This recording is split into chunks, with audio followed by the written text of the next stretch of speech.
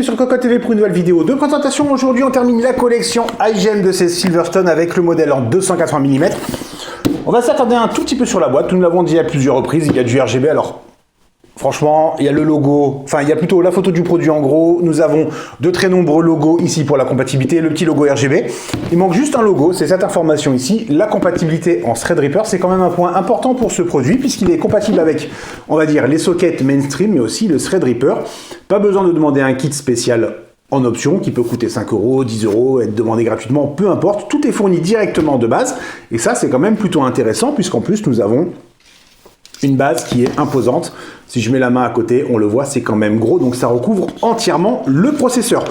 Nous sommes donc sur un modèle en 280 mm. On va commencer par les ventilateurs. Voilà, nous en avons un. Il n'est pas installé, on le voit, il y a encore le film de protection sur la base, donc on ne sait pas s'il est performant ou non, contrairement au 280 ou au 360 mm que nous avions déjà testé. Mais ce modèle sur le papier est très intéressant, c'est peut-être même le plus intéressant, tout simplement à cause de ce ventilateur. Sa vitesse de rotation est de 1600 tours par minute maximum avec un 600 tours au minimum. À titre d'information, le 120 mm était donné pour du 2200 tours par minute avec des nuisances sonores d'à peu près 36 décibels. Alors on vérifie, hop, 36,6. Et celui-ci, en 140 mm, il monte à 23,4 décibels.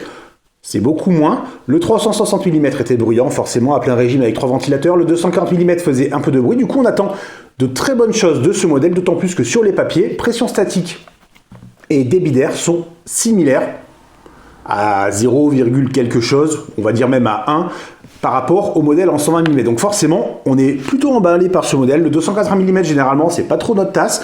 Et celui-ci, ma foi, on le trouve super intéressant sur le papier. Juste, comme d'habitude, avec la gamme iGEM, c'est le positionnement tarifaire. En France, il est à 160-165 €, qu'on peut le trouver ailleurs pour 140 €. Ça picote un peu pour du 280 mm, même avec un éclairage RGB qui est super sympa, puisque sur le design de la pompe, donc nous retrouvons ce petit design, on va dire cristallin, minéral, qui rappelle par exemple les dernières cartes graphiques Palit ou bien la mémoire G-Skill Royal.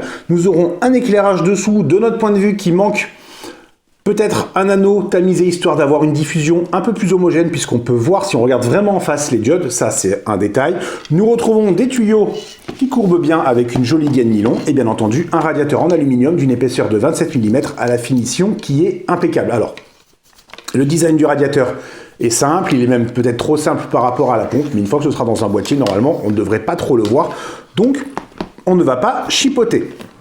Au niveau de la pompe, nous retrouvons hop, le petit retour pour la vitesse pour la carte mère et bien entendu le câble avec 2 connecteurs propriétaires pour le RGB. RGB qui nous pose toujours autant de problèmes. Alors on l'a pas testé, mais on suppose que c'est exactement la même chose forcément que sur le 240 et 360 mm. Il faut passer par un adaptateur. En soi, ce n'est pas un problème, sauf que cet adaptateur, on ne sait toujours pas pourquoi. On est obligé de le brancher en SATA, sinon ça ne fonctionne pas. On va le brancher à la carte mère. Aucun retour, il faut vraiment l'alimenter, on ne sait pas pourquoi, bon, c'est comme ça, toujours est-il que l'éclairage dessus est sympa, et sur les ventilateurs, c'est aussi super sympa, les diodes sont directement intégrées au niveau du moteur, la diffusion est très propre avec des effets fluides, franchement, rien à redire. Les performances, on l'a dit, on ne le sait pas encore, donc on va faire le test, et on vous dit à très bientôt sur Cocotte Land et Cocotte TV.